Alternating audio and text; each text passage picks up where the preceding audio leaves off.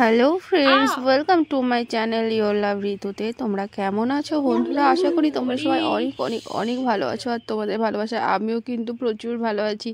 আর এত ভালো থাকতে থাকতে আমার কিন্তু প্রচুর ঠান্ডা লেগে গেছে। কালকে থেকে আমি প্রচুর কাশছিলাম। তো সকালবেলা খুব সুন্দর রোদ উঠেছিল আর আমি সর্ষের তেল নিয়ে খুব সুন্দর করে বসে পড়েছিলাম, কারণ গা হাত পায়ে গলায় আচ্ছা করে মালিশ করব। মালিশ আমার মতন কে কে আর ঠান্ডা লাগলে এরকম সর্ষের তেল দিয়ে সুন্দর করে মালিশ করো তোমরা কিন্তু অবশ্যই জানাবে বন্ধুরা, জানাতে একদম ভুলবে না। তো এই দেখো, সবার প্রথমে আমি সর্ষের তেলগুলোকে অনেকক্ষণ বেশ রোদের মধ্যে রেখে দিয়েছিলাম। রোদের মধ্যে রেখে নিয়ে তারপরে আমি এটাকে কিন্তু একটু গরম হয়ে গেছিলো যেই, তারপরে সুন্দর করে হাতের মধ্যে মালিশ করে নিয়ে আমি কিন্তু সারা গা হাত পায়ে ভালো করে মাখছিলাম। হ্যাঁ, হাতের তালু পায়ের তালু তো আচ্ছা করে ডলেছি, কিন্তু সেইগুলো আর দেখাতে পারলাম না। তো তার কারণ হাতের তালু পায়ের তালু ও আর নতুন করে কি দেখাবো, ওটা তো দেখানোর কিছু নেই, তাই না বলো? তো এই দেখো, আমি খুব সুন্দর করে যতটা স্কিনের মধ্যে অবজার্ভ হয় আমি কিন্তু ততটা পরিমাণেই মেখেছি। আর আমার মুখের স্কিনটা দেখতে পাচ্ছ কত সুন্দর চকচক চকচক করছে, কারণ মুখেও কিন্তু আমি একটা ফেস মাস্ক দিয়ে রেখেছি।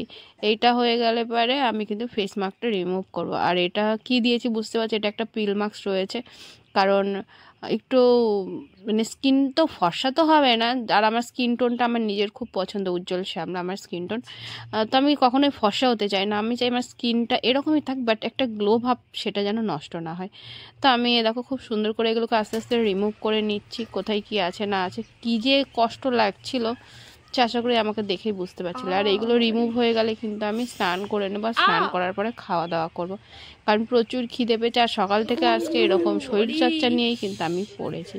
এই শীতকালটা যে কবে যাবে বন্ধুরা, তারপর আমার জীবনে একটু শান্তি আসবে। যতদিন শীত রয়েছে ততদিন আমার অশান্তি। খুবই বিরক্ত লাগছে আমার এই শীতকালটা নিয়ে, আর ভালো লাগছে না।